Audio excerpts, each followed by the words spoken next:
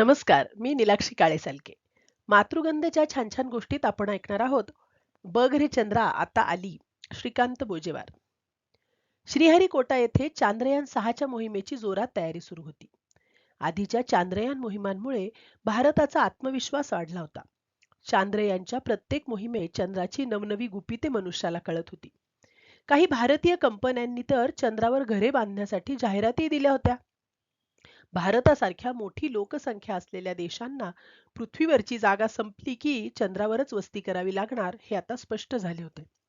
दरम्यान गगनयान मोहिमेत 3 भारतीय अंतराळवीर आठवडाभर अंतराळाची सैर करून आले होते.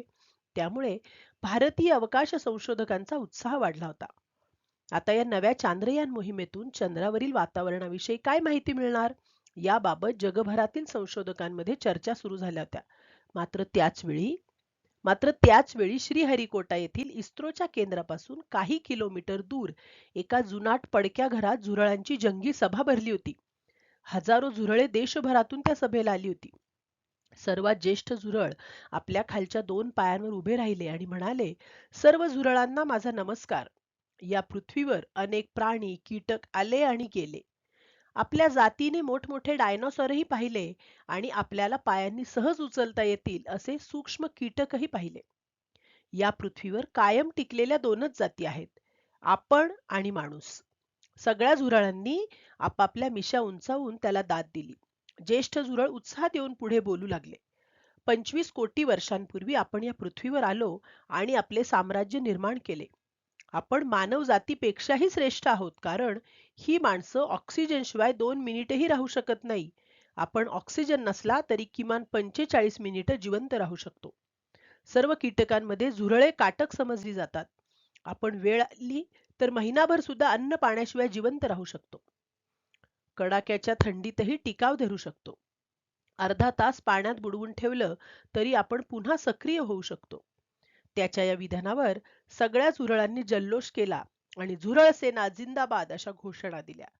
मग ज्येष्ठ झुरळ म्हणाले, श्रीहरिकोटामधील इस्रोच्या केंद्रात आपले काही बंधू राहतात. त्यातील एक जण आता आपल्याशी संवाद साधणार आहे. ज्येष्ठ झुरळ खाली बसले आणि एक तरुण झुरळ उठून 2 पायांवर उभे राहिले. आपल्या दोन्ही मिशा हलवीत ते म्हणाले, इस्रोच्या कार्यालयात राहून तिथले कागद कुरतडून तिथले अन्नकण वेचता वेचता मला अवकाशाबद्दल बरेच ज्ञान प्राप्त झाले आहे. चंद्राविषयी तर मला रोज नवीन माहिती मिळत असते. एक उत्साही झुरळ ओरडले, अहो, माहिती पास झाली, आजच्या सभेचं कारण सांगा आधी. इतर तरुण झुरळांनीही त्याला साथ दिली. मग इस्रो मधले झुरळ म्हणाले, तेच सांगतोय मी. तर येत्या काही वर्षातच माणूस चंद्रावर वस्ती करणार हे नक्की.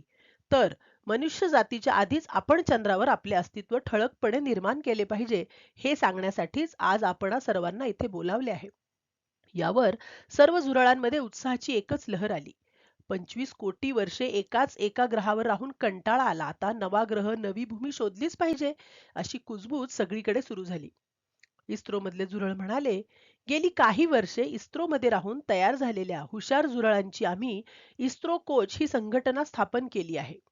चांद्रयान 6 सोबत आमच्या 2 सदस्यांनी चंद्रावर जायचे निश्चित केले आहे. ही खुशखबर आपल्या सर्व बांधवांना देण्यासाठीच आजची ही सभा आपण बोलावलेली आहे. मी आपल्या 2 अंतराळवीरांना विनंती करतो की त्यांनी पुढे यावे. 2 तरुण झुरळे पुढे येऊन मागील 2 पायांवर उभी राहिली.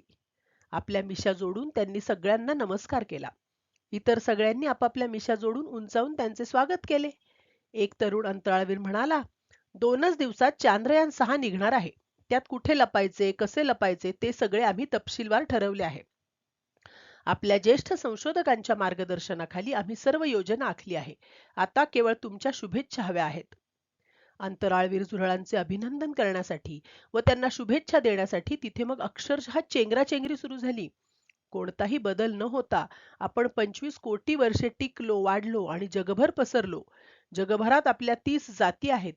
या माणसांनी आपल्याला संपवण्यासाठी कसले कसले स्प्रे शोधून काढले, खडूने रेषा ओढून आपल्याला मर्यादा आखून देण्याचा प्रयत्न केला, परंतु आपण त्याला बदलो नाही. तुम्ही भाकरी खाल तर आम्ही भाकर खाऊ, तुम्ही पिझ्झा खाणार असाल तर आम्हीही पिझ्झा खाऊ. तुम्ही थंडीत राहा, बर्फात राहा, पावसात राहा, कुठंही राहा, आम्ही त्या त्या वातावरणाशी ऍडजस्ट करू आणि तुमच्या सोबत राहू. अशी आपलीच वैशिष्ट्ये एकमेकांना ऐकवत हळूहळू सगळी झुरळं तिथून पांगली आणि आपापल्या परिसरात निघून गेली. काही गावातली स्थानिक होती, काही इतर शहरातली, काही इतर राज्यातून आलेली होती. देशभरातील झुरळांमध्ये त्यांच्याद्वारे ही बातमी पसरली. आकाशाकडे पाहत ते एकमेकांना चंद्र दाखवू लागले आणि गाणी म्हणू लागले. त्या त्या राज्यात विविध गाणी तयार झाली. मुंबईतल्या गीतकार झुरळांनीही गाणं लिहिलं. संगीतकार झुरळांनी संगीत दिलं आणि गायक झुरळांनी ते गायलं. ते गाणं असं होतं, जसे आम्ही नेहमी जातो लोकल मधून सीएसटीला, बघ रे चंद्रा आता येतील दोन झुरळे तुझ्या भेटीला. पृथ्वी अवघी आम्ही आता कशी व्यापून टाकली आहे, हजारो पुस्तके आणि रद्दी मस्त फस्त करून टाकली आहे. आता आमचे यान लागेल लवकरच तुझ्या जेट्टीला, बघ रे चंद्रा आता येतील दोन झुरळे तुझ्या भेटीला. स्प्रे मारा भले रेषा ओढा, चपलेने ठेचा झाडूने झोडा, तुम्हा ठेंगा आम्ही दाखवू, आम्ही गुडघ्यावरी वाकवू. चला चला पेटवू आपण अवकाशयानाच्या भट्टीला, बघ रे चंद्रा आता येतील दोन झुरळे तुझ्या भेटीला. हे गाणे आधी राज्यभरातील आणि मग देशभरातील झुरळांमध्येही लोकप्रिय झाले. जगभरातील झुरळांची भाषा एकच असल्याने ते सगळीकडे पोहोचले. अमेरिकेतील झुरळांना भारतीय झुरळांची असूया वाटू लागली. नासाच्या आसपास आणि नासामध्ये राहणाऱ्या झुरळांना तर अमेरिकेतल्या इतर झुरळांनी टोचून टोचून हैराण केलं. ही कल्पना आपल्याला का नाही सुचली, याचं त्यांना वाईट वाटलं.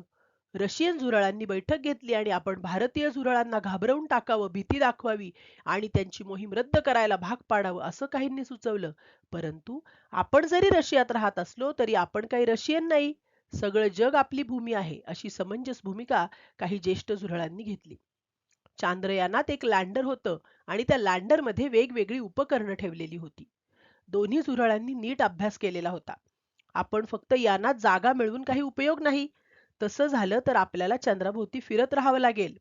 लँडरमध्ये दडून राहिलं पाहिजे, तरच चंद्रावर उतरता येईल हे दोघांनाही माहीत होतं. गेला आठवडाभर ते दोघे रोज कागदाचे आणखी बारीक बारीक तुकडे लँडरमध्ये लपवून ठेवत होते. पृथ्वी ते चंद्र असा 3,84,000 किलोमीटरचा प्रवास त्यांना करायचा होता. पुढील किमान 40 दिवस ते काहीच खाणार नव्हते, कारण तेवढे दिवस उपाशी राहण्याची त्यांची क्षमता होती. परंतु चंद्रावर उतरल्यावर तिथले काय काय आपण खाऊ शकतो याचा शोध लागेपर्यंतचा साठा त्यांना लँडरमध्ये करून ठेवायचा होता. कागद ही त्यांची कुरतडण्यासाठीची आवडती गोष्ट होती आणि कागदाचे वजन खूप कमी असल्याने लँडरमध्ये ते दडवून ठेवणे सहज शक्यही होते.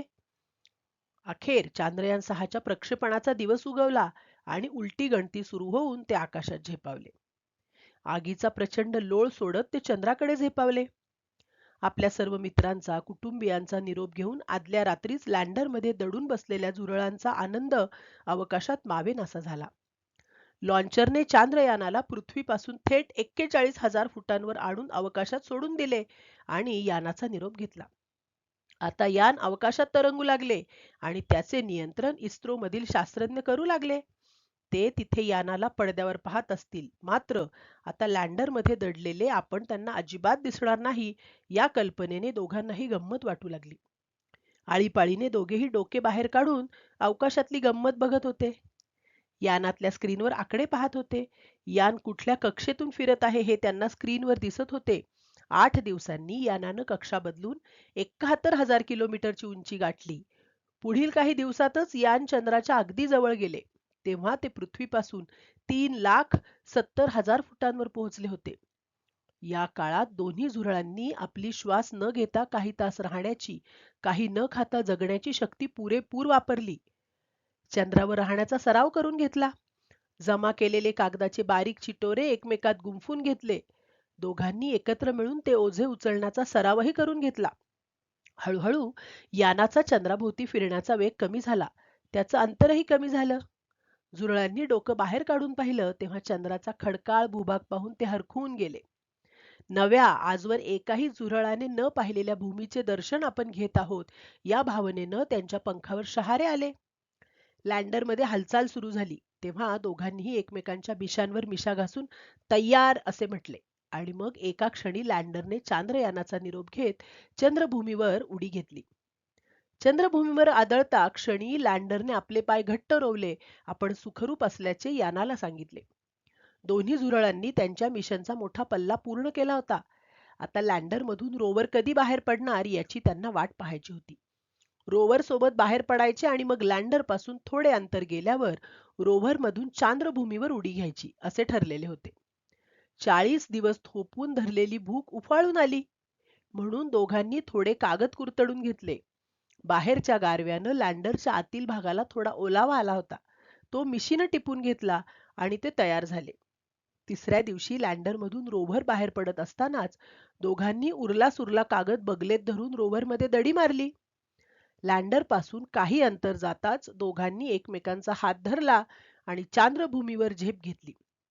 तिथे उतरताच दोघांचेही वजन 6 पट कमी झाले. त्यामुळे त्यांना फारच हलके हलके वाटू लागले. वेगळ्याच प्रकाशात आणि वेगळ्याच वातावरणात ते होते. तिथल्या भूमीवर प्रत्येक इंचावर वेगळे तापमान, वेगळा प्रकाश होता. तिथल्या मातीत खोल दडलेला ऑक्सिजन आपल्याला ओढता येतो हे त्यांच्या लक्षात आले आणि आपण इथे जगू शकतो याची त्यांना खात्री पटली. आपल्या इवल्या डोळ्यांमध्ये आश्चर्य साठवत ते दोघे तुरू चालत एका दिशेने निघाले. मात्र त्याच वेळी लँडर मधल्या कॅमेऱ्याने हळूच त्यांचा फोटो टिपला होता, व्हिडिओ काढला होता. इस्रोमध्ये एकच गडबड उडाली. चंद्रावर मानवाच्या आधीच झुरळांनी केली वस्ती अशी ब्रेकिंग न्यूज टीव्हीवर झळकली. वर्तमानपत्रात मोठमोठी हेडिंग झाली. ते पाहून सर्व झुरळांनी हुर्यो म्हणत आपल्या अंतराळवीरांचे यश साजरे करायला सुरुवात केली. आता पुढली करोडो वर्षे आपले बांधव तिथेही राज्य करतील याची त्यांना खात्री होते. सगळे नाचू गाऊ लागले. बघ रे चंद्रा, आता आली 2 झुरळे तुझ्या भेटीला. धन्यवाद.